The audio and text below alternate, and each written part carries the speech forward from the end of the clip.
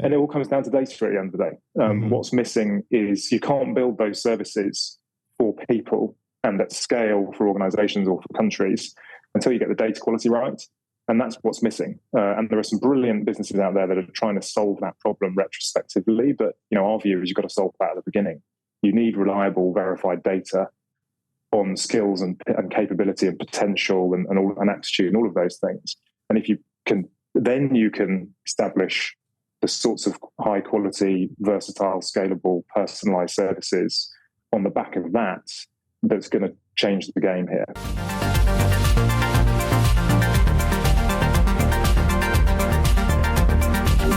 Hi everyone, welcome back to the HR Leaders Podcast. Did you know that 1 billion people will need to reskilling by 2030? And 30% of jobs are at risk of automation by 2030, and 83% of organizations are already experiencing the skills gap. On today's episode, I'm joined by Michael Howells, who's the president of Workforce Skills at Pearson. During the episode, Michael shares how Pearson are solving the workforce skills challenge, and they're helping organizations understand, maintain, and enhance their most important asset, their people. As always, before we jump into the video, make sure you hit the subscribe button, turn on the notification bell, and follow on your favorite podcast platform so you never miss out. With that being said, let's jump in. Welcome to the show, Mike. How are you? I'm doing very well, Chris. Great to be here. Thanks for having me. Yeah. You said to me before we went live, you got man flu. So just want to shout you out for still coming on. Well, thank you. Yeah, and the beauty of remote meetings means I can do that without infecting people, and I'll try and keep my sniffles to myself. Does it man flu normally mean though it's an excuse to not do anything? I thought that was normally like the It's a license to complain more than is that what it is? Would about a mild cold, I think. Yeah, so I think that's basically what it means. Oh, right. Okay. My wife might argue that my meaning is a bit different. Well, I heard from an Aussie colleague yesterday when we were trying to. So we have a big global team, so obviously one of the jobs as a leader is to kind of translate idioms across boundaries, and man flu is not a concept that exists to make fun of people in America, but apparently man flu in Australia, I learned, means a massive hangover. Oh, of course it does. Yeah. I mean, there's a parallel, but yeah, it's a different thing. So tell everyone a little bit more about yourself personally, because you've got such an interesting background and your journey to where we are now in your current role. Well, I think I feel like a bit of a poster child for career mobility, which is something that I believe in very strongly, and I'm sure we'll talk about that a little bit. So I've done lots of things, and that's largely because I didn't necessarily have a strong view when I was younger about a particular career as defined as a tunnel you enter and you continue down it until you exit at the other end into retirement or whatever it might be. Mm-hmm. And I knew I just wanted to pursue lots of different things and pursue lots of different challenges, particularly because I'm very curious and I always want to be developing myself. So I've worked in the technology sector, I've worked in human rights law, I've worked in international development. I spent a big chunk of time working in the diplomatic service with various postings around the world. And now I've been working for Pearson for just over 2 years. I came on board and started as our Chief Strategy Officer. And was in that role for about a year and then moved into leading this new business. So Pearson's Workforce Skills business. So there is a thread that runs through that, but I appreciate if you look at my resume, you might say, I'm not quite sure I understand what that is. But I actually think that's, I'm very fortunate to have had those opportunities to explore lots of different things. And I think the whole point actually of what, our business should offer is those opportunities to everybody. Nice. Amazing. It's super interesting seeing your background and into where you are now. How do you describe your job to people? You're president of Workforce Skills. How do you describe that to people? It's not a job I come across often. No. Well, I mean, Pearson is a British company, but it's very much a transatlantic company. So, first of all, Brits aren't necessarily familiar with the term president. Yes, that's true, actually, yeah. And it's a grand-sounding title that people make fun of me of. But it's, it means I lead one of Pearson's 5 business divisions.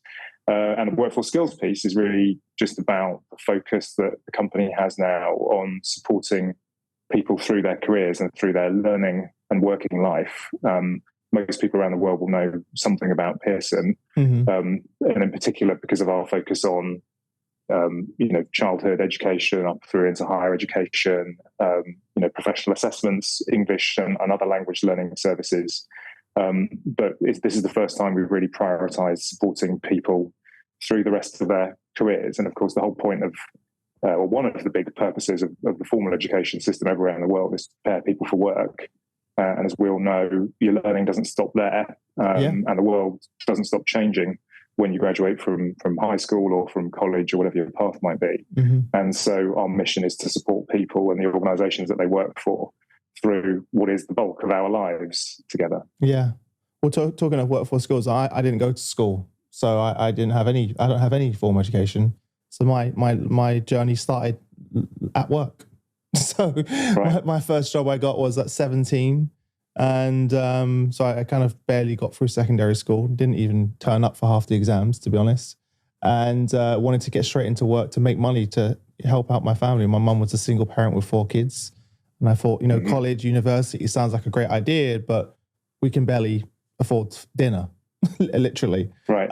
So my relationship with learning started on the job. So I have no formal education. So when I think about workforce skills, I suppose I'm an example of that journey beginning. A lot of people think, go to school, go uni, college, it ends there. No, it really starts there and continues. Yeah. I remember a surreal moment where I had about 45 sales executives that was reporting into me. And every single person in the room had a degree but me, and we was having a conversation around skills, and people were complaining that they couldn't do things. And I was like, just because you went to university doesn't mean that's going to prepare you for what's ahead. And so many of them looked at me with strange eyes and faces, being like, what do you mean? I've just spent the last this many years doing this at university. I should know all of this. I'm like, no. I was like, welcome to the business. Yeah. It was quite an eye-opening moment, actually. And do you find that in the great kind of netting out of all of those things, do you think it's an advantage or a disadvantage that you, I mean, obviously there's a lot of challenges that you went through when you were younger, but sure. Now at this point in your career? I think for me, I feel like it was an advantage because I didn't have any pre-existing preconceptions of what it should look like, if that makes sense. My first positive relationship was with learning. I didn't learn how to read until I was 14. I was told by everyone I had these learning difficulties, and I kind of told myself that it was a challenge, but it really wasn't the case. I just wasn't interested. If you asked me to paint you a picture or draw something, I actually was an incredible artist, but I just wasn't interested in maths and English as well. If you asked me to play a particular sport, I was very talented in sports. They just want my strength. What the education system focused on as, you need to have X, Y, and Z, just wasn't my skill set at the time. But when I came into the business, I remember the training, the sales training. It was a sales job, and they said they had like a cheesy poster that said, "The more you learn, the more you earn." And I remember that to this day because I really took that to heart. And it was the first moment that I really was like, "Oh, okay. If I invest in Chris, I can change the life of my mum and our family." Yeah. And that was the first time I understood. I was like, so the more I learn, the more I'm going to make. And I saw it. The more I started consuming books, audiobooks, CDs back then, of every sales thing you could think of, I started seeing the improvements in my earning potential. Yeah. And I was like, wow, this is real. Then I fell in love with learning at that point. And it's never ended since then. That is a really powerful lesson to have learned early on. Yeah, it was hard. I don't pretend it's easy. Even to this day, I do have a sort of, what's the word I'm looking for? Sometimes I'm a little bit embarrassed that I don't have any formal education, but then I realize that doesn't mean anything. There's certain events or situations I'm in that I feel like, am I an imposter? It feels so it does come and go, but now I realize actually I'm fine. And like being an entrepreneur is the ultimate learning curve. There's always something new. Yeah, I have to know a little bit about everything, if that makes sense. It does, totally. Yeah. So tell everyone a little bit more about the work. What's kind of top of mind for you right now? What are you most excited about moving forward? So we're just launching some new services actually over the next few weeks, and we're going to keep expanding those as we move through 2023 and into the future. And I mean, in a lot of ways, it's focused on exactly what you've just described, which is helping people to understand their value and the value of the investments that they can make in themselves through learning to improve their opportunities and to ultimately help them find the right path that's right for them, so that they can fulfill their potential and achieve their objectives in life.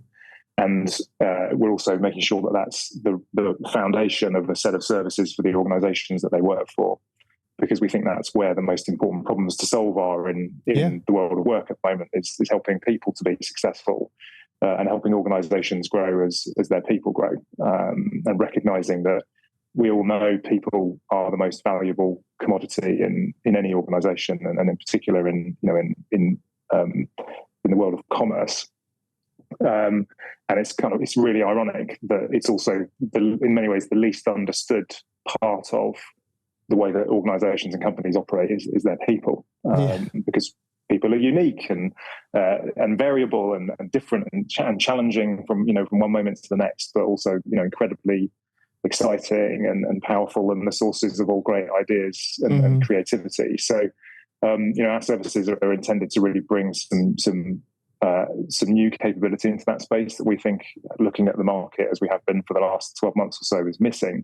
Are really focused around data, giving people and organizations the real data-driven, validated, verified data-driven insights about their human capital, about their potential, and then giving them agency over that, so that they can make the right decisions, the right choices, is what we're embarking on. And I find that really exciting. What does that look like in a practical sense? Walk us through, for companies that may not be aware of how that works. We've got a global audience. Practically, that's fair. How you're working with organizations, what does that actually mean?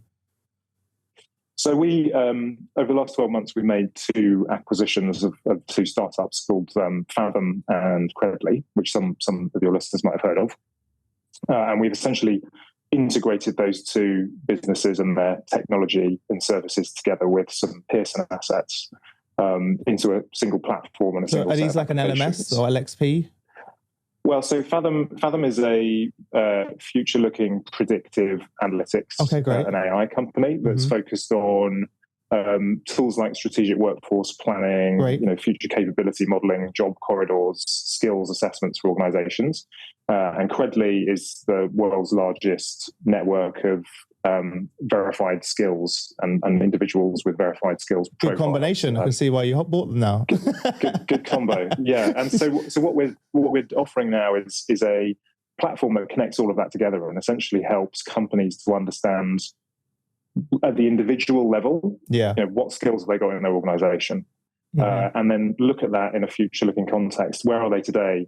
Where do they want to get to? Where do they need to get to in order to remain competitive, in order to achieve their commercial goals? And then how do they bridge that gap? How do they really zero in on the right targeted learning and development interventions that are right for them?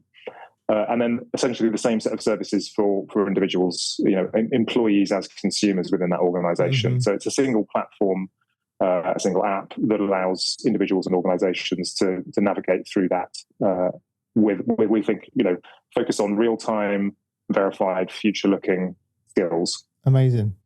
Imagine that, right? Like the amount of, let me give you an example actually. So during the pandemic, we lost 90% of our revenue because we do face-to-face CHRO workshops, events, summits all over the world, right? They all shut down. I didn't even realize how many skills existed within my team until that moment. So, let me give you an example. So all of a sudden, we're like, all right, we've lost all of our revenue. We need to pivot. What's going to happen? So we realized, okay, let's launch, like many people did, let's launch a virtual series of events, networking, etc. So we launched the first HR Leaders Summit. It was an 8-hour live stream, brought together 7,000 actually in the end, chief HR officers, 60 speakers, CHROs across 7 panels. I didn't realize until that moment that 2 of my team members live streamed in their spare time. And so, because they were gamers, so they understood the cameras, the technology, the streaming, the editing skills for video. So we could pivot very quickly. And we did pivot within literally 3 months that event was live, and we actually 4x'd our revenue in the business. And actually it's continued since. I didn't even know those skills existed. They weren't on the CV, and they were skills that were developed on, as well. So I just want to use that, and it's a bit of an extreme example, but one that how many organizations have these skills that are sitting in their business that have no idea exists? And as individuals, do you know what skills you have and the value and the potential that they give to you? Yeah. You were pushed into pushed into innovating by necessity, which is always a great driver. But I think lots of people have written about this. Lots of companies are moving into this space. A lot of this is not original thinking, but the value of human skills is increasingly clear to everybody. I think partly that's because of the pace of change, and you need people to be able to respond to and cope with that pace of change. Mm-hmm. Partly, I think, interestingly, it's one of the perhaps unforeseen side benefits of automation and augmentation is that the work that machines and algorithms can't do is therefore by necessity the stuff that only humans can do. Yeah. And also better understood than it has been before, and more clearly valuable than people have realized that it has been before. So the convergence of those things mean that everyone now understands that they really need to invest in and understand and ultimately leverage and put to work the skills that they as individuals have got and the skills that they as organizations have got. But they're all confronting the same problem, which is the one you had, which is you don't actually know what you've got and what they're for. Yeah. So before you even get into applying that potential, you've got to understand it first. And that's what lots of great companies are trying to do this. And we think we've got some really differentiated ways of doing it because of the power of our data sets and our AI, but also the validated skills picture that we have for our members because of the data that they've brought together through the assessments and certifications that they've taken, which are really strong signals of what people can do. But it's a lot more than that. It's about ultimately empowering and giving agency to people to make use of that for them so that it can take them where they need to go, as you and your team have done. Yeah, well, to that point, I think there's multiple members of my team have had multiple careers in my company. They've started, and that's because we've continuously, and they've stayed. It's one of our key retention drivers of retention at HR Leaders is that you may start in sales, but then you may be moving to production or video production, or wherever. Like Ivan, who's one of the person I mentioned at the time, he wasn't producing live streams for the business, and now that's his role. He runs the team, and he loves it. He loves it because it was his passion.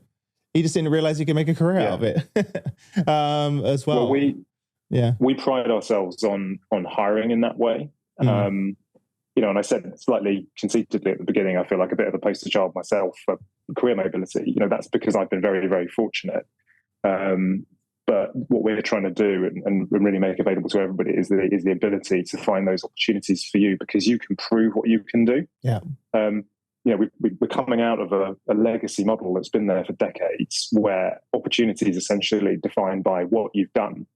What's that sort of long tail of history that you're standing on top of, which is, your resume, your CV is the way that you communicate it. But, in a lot of ways, that's a compound interest system for inequality, right? Because we all know the first rung on that ladder is what leads to the second rung, is what leads to the third rung.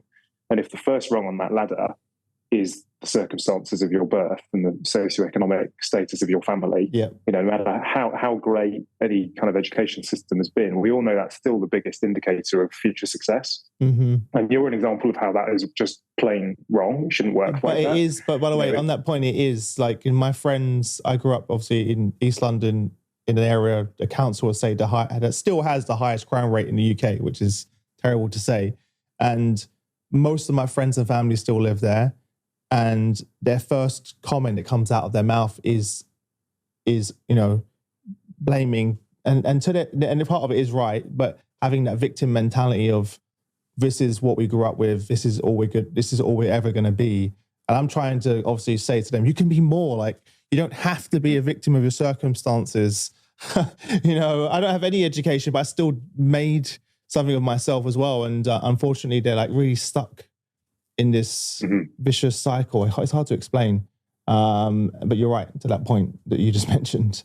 it is a lot harder. And I'm a white male, so it just gets even harder when you look at my other friends who are black males or females or other ethnicities. It's just that little bit more, even more difficult to break through. Right. My wife, she's a black female, and she's experienced she works in finance, not the most friendly of industries when it comes to diversity and inclusion as well. And some of the stories that she tells me that she comes home with on a daily basis, or will blow you away.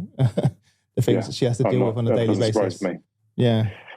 So we think, look, I mean, we're not going to do this alone. This is what the whole sector has got to do. But we think that we all need to move the world towards it not being about what you've done, but about what you can do. Yes. What are your attitudes? What is your potential? What are your interests and motivations? And what skills do you have today, or could you acquire tomorrow? And by making that visible and available to individuals and organizations and leaders, you can just change this whole dynamic, because there's so much untapped potential out there. And the thing that I find astounding is, if you think about the quality of data services and insights and choice that you have available to you when you're booking a holiday or choosing what TV show to watch, or whether to order pizza or a curry, on Deliveroo, if you have that opportunity, and compare that with the quality of data and insights and opportunity and services available to you when you're deciding, do I leave school at 16 or 18? Do I go to college or not? What job, what course?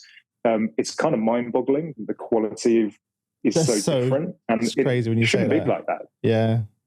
When you put it that way, it's pretty crazy.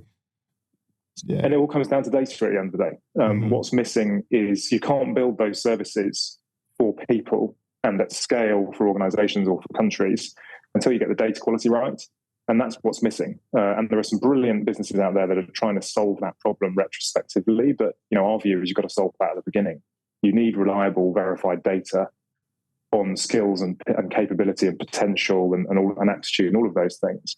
And if you can, then you can establish the sorts of high quality, versatile, scalable, personalized services on the back of that's going to change the game here. And that's what Pearson is committed to doing. Yeah, no, I think our audience will definitely agree with you. We do twice a year, we do our global people analytics summit. Where we bring together 7,000 plus VPs, directors of people analytics. And whenever I ask them for their parting piece of advice, their first thing is always like, start with the data.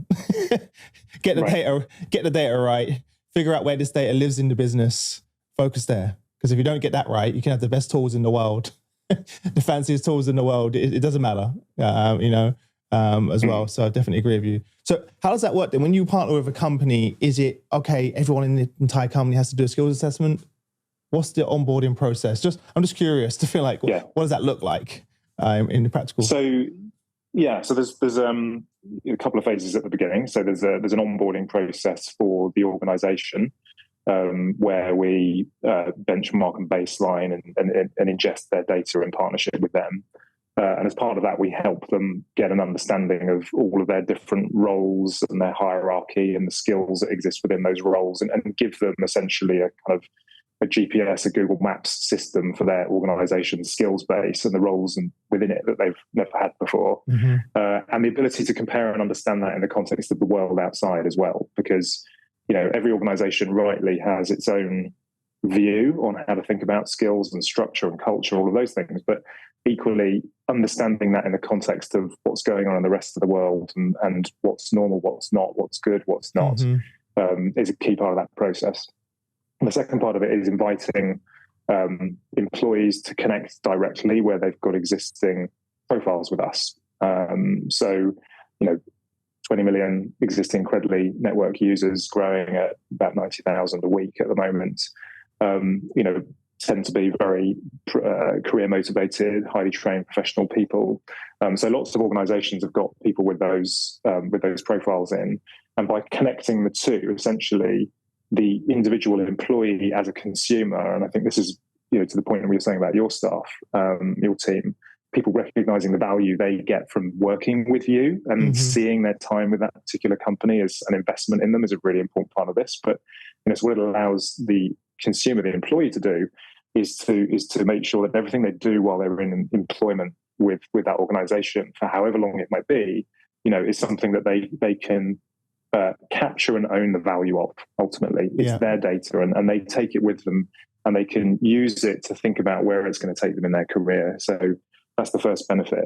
The second benefit is it allows the institution, the organization, the company to really understand what their individual employees can do and have done, and gives them insights into not just that moment in time where they're in the organization employed with you, but what they've done in the past and what they're doing outside, and when they choose to share it alongside, because they might often be taking courses in their spare time. And of course this is all based on trust, and the consent there is very clear. The consumer owns their data, the enterprise owns their data, but that link between the onboarding and ingestion of those employer level data sets and the individual data is where we think real magic is, and we do that all very seamlessly. Mm-hmm. Okay, so that's how you continuously understand how they're evolving, what they're learning. That's the bit that I was wondering. Exactly. Exactly. Yeah. For those people that don't have those profiles, are they doing an assessment? For those people that don't have those profiles. Right. So, if you don't have any existing pre-existing data from previous credentials, certifications, or learning outcomes you might have done, we like many people, we will infer skills from your role and from the information that you give about yourself. But what we do is make sure that you understand the difference between inferred skills and verified skills, because they're different. I don't even know the difference between the two of what you just said. Well, I mean, to take the example of was it Ivan? Who a verified skill would have showed you that Ivan was actually really good at video editing, because you had data on that. An inferred skill would have just implied what Ivan could do in the role that he was in at the time, or based on the roles that he had before. So inferred skills are valuable because they're bringing a level of rigor to understanding what you're likely to have been able to do when you've done a particular role, or if you're in a particular role. Verified skills show what you can actually do. So it's a higher level of clarity and certainty, a higher level of signal strength, and you can make different kinds of judgments based on verified information than you can on inferred information. Okay, makes sense. When you're speaking to organizations, what do they, most of them currently do? What's their current approach? I know it's going to vary, but most of the business you speak to, what does this look like right now? Probably a mess. It's varied. The polite version of mess. It's varied, as I'm sure your listeners would say. I think there's so many different options out there. That's what I mean. Yeah. There's so many. I'll tell you what's really interesting is that we do a lot of work, obviously, with large companies and small companies, and one of the really important tenets of our approach is we just want to understand what their problems are. And because we're entering this market in a new way, we don't have a particular legacy, that we're not trying to sell you the thing that we've always done and convince you it's now going to change your world.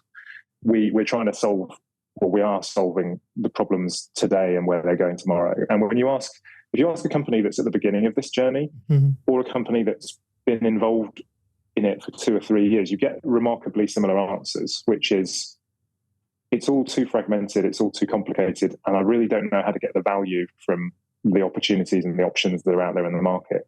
And there's a huge amount of transaction and integration costs that are put on HR specialists to deal with what is becoming an increasingly complicated and varied HR technology stack, right? They might consume from 6 or 12 even vendors that are all might say, I'm going to solve your every problem, but in fact are actually giving you a piece of the solution, but connecting it together into a full solution is then put on the HR department to do. And that's time consuming, it's difficult. A lot of these services and systems don't connect together well. There's obviously lots of progress being made in integrations, but on the whole, it doesn't. Yeah. And in particular, when it comes to skills, they don't talk the same skills language. And that is what we're helping with right now, which is to bring a level of kind of benchmarks, commonality to that landscape, so you can understand how these things fit together, and to give you a true, clean, validated view of what's going on and what options and tools are best suited for you to make those choices. So So I think they all feel the sense of frustration that comes from the fragmentation. I think a lot of HR professionals are super excited about the way this industry is going, because it's going to give them, ultimately the ability to really show the value of what they can do. Of course. And how pivotal and vital HR is to the success of any organization, because people are the most important part of any organization. Mm-hmm. And, it's been far too long, I think, that HR professionals have been somewhat the poor relation at the C-suite table. And, particularly in times of downturn, let's go cut training budgets. Let's go, let's cut staff, because fundamentally you're seen as a cost center rather than as a growth center. That's not how HR professionals see their role. That's not what they do. But I think in a lot of ways they've lacked the tools to allow them to operate in the same data validated domain as the CFO does or the CTO does, and so on. So there's enormous potential here in dealing with that fragmentation and truly making these tools deliver the value that they have the potential to deliver. And that's one of the big things we're there to help with. Do you think that the pandemic has accelerated the shift? Oh, undoubtedly, yeah. In lots of different ways. And I think it's going to be years until we really understand fully how. I think it's accelerated the shift in understanding the value of people because of obviously the digital acceleration. Yeah. But also because one of the reasons I think, and tell me what you think about this, one of the reasons people are having trouble with hybrid working, there's lots of upsides to hybrid working. We know what those are. There's lots of downsides of hybrid working. We know what those are. But what actually hybrid working does is it puts an even greater premium on good human skills. Oh, 100%. And so you'll have seen, I think, some of the data that we've been putting out recently through our PowerSkills survey, which is about the most important skills in work over the next 5 years, based on our analysis of trending demand for skills in job ads around the world and that sort of thing, run through our machine learning, and it's all human skills. And it makes sense, doesn't it? If communication is one of the most important skills to success in work, if collaboration is one of those important human skills success, if learning and development is one of the most important skills, that becomes even more important when you are putting a screen between people. And so I think that trend, which is going to continue, all of these things ultimately are netting up to showing that the as I said earlier, the importance of unique human skills, the value that they have, and the need to be able to not just understand them, but capitalize on them and apply them is where the sector is going and where we need to be providing these solutions. Yeah, I completely agree with you, right? We did our Future of Work Summit at the end of the year, and we had a lot of panels around PowerSkills. We also use the same technology. I think maybe Josh Pearson coined that. I'm not sure if we stole it from someone else. And we was talking amongst ourselves and a number of CHROs thinking, in the past, when you looked at the sort of core competency of a leader, you would never have seen things like empathy, leading with empathy. That wouldn't even have been in the top 20, just a few years ago, right? And how that's dramatically shifted the role of what it means to be a leader, a line manager right now in a hybrid environment is just completely shifted. As well. The skills required have completely shifted. Now we have that screen between us. How much of it do you think it's actually that the need has shifted versus it's just become more clear what the I think more clear, 100%. We should have always been doing that. For example, I said this example to my team not long ago. Like when I was a manager, I was told off by my CEO one time because I was actually treating my employees like my friends. And it was crazy. I remember having this conversation. You shouldn't spend time talking about personal things. You shouldn't go for a drink with them after work. You shouldn't be we had like a little gym club with the team where we'd go gym together after work. And they're like, he was like, they're your employees, Chris. And I was like, and this is when I was really young, maybe like 19 years old. And I was first managerial. I was like, how can you expect me to spend every day with these people and not care and and build strong bonds of relationship and ask them how they are personally? How's their family? And I was so confused. And so I feel like just the way we've been taught in the past was very outdated, and all of a sudden, my team in the business, people were like, wow, like your team go above and beyond, Chris, to deliver. I'm like, yeah, because they care. And they know that I also care about them. Yeah. You're just treating them like like just a number on a spreadsheet. And I'm actually like, I'm going to stay behind, work with you and help you achieve it. And they're going to do the same for me. Some of them even spent Christmas dinner at my house. I know that's a bit extreme, but some of them here were here alone and they're had moved to the UK with no family, friends.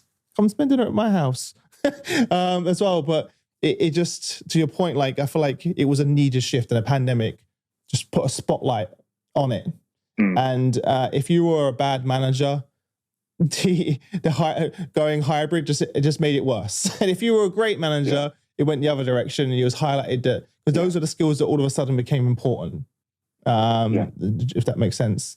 As well. Yeah, so, totally. I think that mindset is the legacy of a command and control approach to leadership and organizational design. And that's been outdated for a really long time. But one of the things that is, we're a company ourselves going through all these changes, like every big company is. And, we're also transforming, we're doing new things in new ways, we're bringing in lots of new talent. And what you realize is, one of the things I think that people rightly ask about, thinking about, the skills economy is, well, what about experience? Isn't experience also valuable?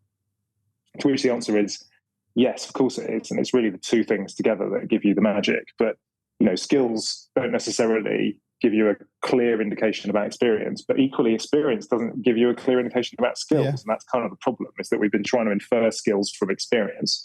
But the real magic comes from the two together. But when you think about the pace of change in the way, in technology, the pace of change in consumer behaviors and preferences, the pace of change in just economic reform more generally, experience in some ways is actually a detriment to dealing with that kind of change. And this is one of the reasons why I think skills are becoming so important, because they are about they're really the capacity that we have to drive outcomes really comes from skills. Experience informs you and helps you fine-tune judgment. Sure. But during a period of change, it's about applying that capability. And because of how so many challenges we're now facing in work are novel and new ones, because of the pace of change, I think that's one of the big reasons why skills is the sort of increasingly important and ultimately probably dominant way of thinking about human capital and what people can do for themselves and for the organizations they work for is the right way to go. And again, the pandemic and everything that's flowed with it has just accelerated that. Yeah. We're already seeing companies get rid of the hierarchy, right? And now focusing on the skills-based work, project-based work. And I've seen amazing things are happening, right? When you don't just stick someone in a silo and say, this is what you're defined by in the business, all of a sudden you remove that hierarchy and work on project-based work. It's incredible what I'm seeing companies achieve. Are you trying to help your clients along that journey when you first bring them in? For example, you mentioned they share their structure, you work with them on that. Is a big part of that having to work through with them from a cultural perspective? Because I'm sure if they start working with you, but if they don't get that part right, they're just going to fail. Does that make sense? Like if they don't fundamentally change the thinking and culture and remove some of that red tape that's been existing forever, then they're not going to move forward. I think the distinction I would make is we want to give them the tools to make the right choices for them. Because each company culture is different, each company is different, each industry is different. And we're not, bringing along with this a kind of a series of set views on the most efficient way to run an organization. We want to give those organizations the tools and the data and the knowledge and the ability to shape it in the best way for them. Yeah. But I definitely think, to your point about a more agile approach to deploying people, that is one of the things that these tools unlock if people want to use them in that way. We certainly use it in that way, in the sense that we want to make sure that we're always optimizing how we're using our people, both to give them a really satisfying experience, but also so we're obviously getting the most value out of them in terms of the output and the productivity they bring to their work. And so these tools allow us and allow clients to do that in a more validated way. It allows you, to make a choice. If I've got a new problem or a new opportunity I want to solve for, and I want to pull a team together to do that, where can I find those skills? Who have I got? but also, this is the kicker, not just inside my organization, but outside as well. Yeah. Because we've got this, big network of people who are all participating in this ecosystem together. So we can help companies look inside and outside at the same time and understand how those two things fit together. So I think that's where it's really exciting. Is massive. Yeah, I think having both internally and externally, I think that's where it is really exciting as well for businesses. What do you think the impact is going to be for companies that don't make the shift? I think they are going to be losing talent. They won't be able to hire and retain because, and this is another interesting insight, I think, it's companies that are on this journey. A lot of them have made the mental leap to understand that actually ironically, that one of the best ways to attract and retain talent is to be more transparent externally about that and about what you're doing for people and allow them to celebrate and share, for example, when they've achieved a particular milestone in their career or in their learning. And a lot of companies have been risk averse about that because they think if I share that, then people are going to come poach my talent. And that, that's always a risk, right? There's nothing you can do about that. You put everything on LinkedIn. That's happening anyway. Exactly. That's happening anyway. Yeah.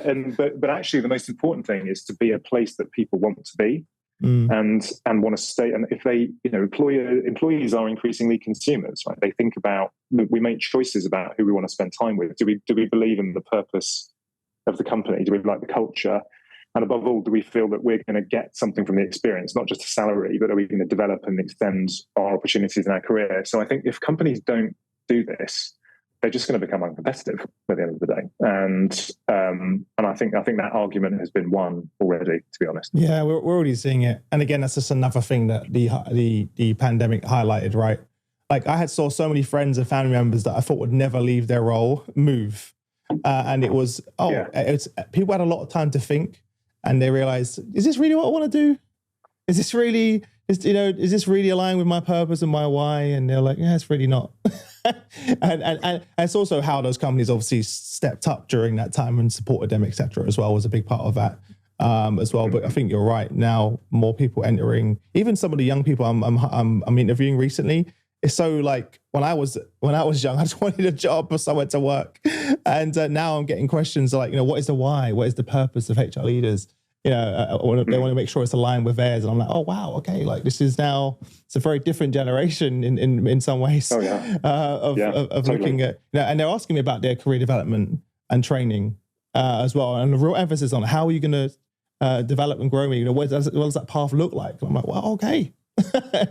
So I got to get this right as well. So yeah, it's really interesting. It's such a fascinating space. So great to see the work that you're doing in it as well. And I know definitely speaking to CHROs every day, they need a lot of help in this space. It's a bit of it's a bit of a minefield, and there's so many different systems, platforms, integrations. As you mentioned, the whole tech stack itself, depending on company to company, is so different as well. And who owns what in the business. I've got an interesting event coming up where I'm actually doing a summit where I'm bringing CHROs and CIOs together to talk, which is going to be interesting to talk about how they're working on that, because for these reasons that we're talking about as well, because they have to be working in harmony for this to work as well. So it's going to be interesting. So it's a fascinating space.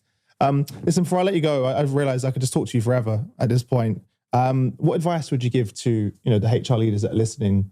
They've just heard this great conversation. What advice would you give to them? And then also, lastly, where can people connect with you if they want to reach out to you and say hi? Well, people can find me on LinkedIn. Of course, they connect me through Pearson. I'm very easy to find. I think the advice I would give them is, your time has come and is coming, and maybe that sounds, they would say, well, hang on, our time's been here for years and years and years. But what I mean is, there is amazing change coming and huge potential for for HR leaders to be able to really amplify the value that they bring to an organization and be key partners, key drivers of successful outcomes in the business. And of course that's what they've been doing for decades, but I think that what we're on the cusp of as we've been talking about, is a real revolution in what data-driven digital services can do for HR and for people, to really make human capital both human and capital, ultimately, rather than just a catchphrase. Yeah. And so that I think is hugely exciting. And we're humbled enough to know that we're one of many players in this space. But we've got some really interesting tools and services that we think make a big difference here, and we're very keen to work with like-minded players. So people should get in touch. Amazing. Well, I appreciate you coming on the show. And for everyone listening, all of those links will be below to Pearson and to connect with Mike. All the details, whatever platform you're listening on, if you click in the description, all the links will be there. Appreciate you coming on the show, Mike, and look forward to doing it again soon. Hope you feel better soon. Thanks. Thanks very much, Chris. Thanks for having me. It's been lots of fun.